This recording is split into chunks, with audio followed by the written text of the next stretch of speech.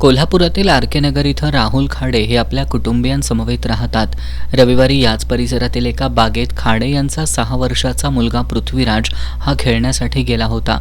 यावेळी आर के नगर सोसायटीत राहणाऱ्या एका डॉक्टरचे केअरटेकर श्रावण पडळकर पिटबुल जातीचा कुत्रा फिरवण्यासाठी घेऊन आला होता.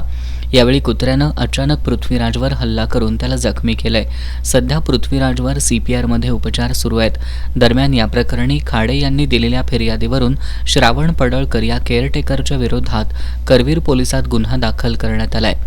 पिटबुल जातीच्या हिंस्त्र कुत्र्यावर बंदी असताना त्याला फिरवण्यासाठी सार्वजनिक ठिकाणी आणलेच का असा प्रश्न उपस्थित करत प्रशासनानं कारवाई करावी अशी मागणी राहुल खाडे यांनी केली आहे. काल माझा मुलगा संध्याकाळी 5च्या दरम्यान शिवाजी उद्यान या गार्डनमध्ये खेळायला गेला असताना तिथे पिटबुल जातीचे कुत्रे श्रावण पाडेकर यांनी फिरवण्यास आणले होते. सार्वजनिक ठिकाणी त्यांनी कुत्रे फिरवून आणले होते. त्याची प्रिकॉशन त्यांनी काही घेतलेली नव्हती. सदरचा मुलगा माझा खेळत असताना कुत्र्याने अचानक हल्ला केला व त्याच्या मांडीचा चावा घेतला आणि चावा घेतल्यामुळे त्याच्या मांडीला फार मोठी जखम झालेली आहे दोन्ही बाजूला आणि सध्या तो आता CPRमध्ये ॲडमिट आहे.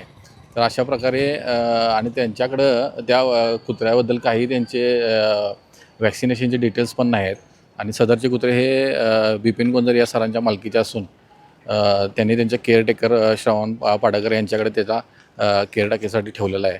तर सदरच्या केअरटेकरने कोणती प्रिकॉशन न घेता त्याला सार्वजनिक ठिकाणी फिरवण्यास आणलं होतं आणि त्याला कुठल्याही प्रकारचं मास्क पण घातलं नव्हतं आणि अशा हिंसक प्रवृत्तीच्या कुत्र्याला पाळण्याची बंदी असतानासुद्धा त्यांनी सार्वजनिक ठिकाणी ते कुत्रं फिरवण्यास आणलं आणि माझ्या 6 वर्षाच्या मुलग्याला ते चावले काल आणि तो आता CPRमध्ये ॲडमिट आहे.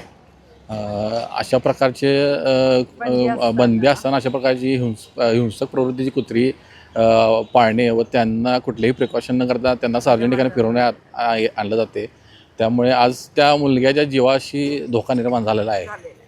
तरी प्रशासनानं आणि महानगरपालिकेने आणि पाचगाव ग्रामपंचायतीने याच्याकडे लक्ष द्यावं आणि भविष्यात अशा कुठल्याही घटना होऊ नयेत यासाठी ठोक पर्याय काहीतरी त्यांनी काढावा आणि भविष्यात असंही कुत्र्यामुळं कुठल्याही मनुष्यावर असा हल्ला होणार नाही याची काळजी घ्यावी.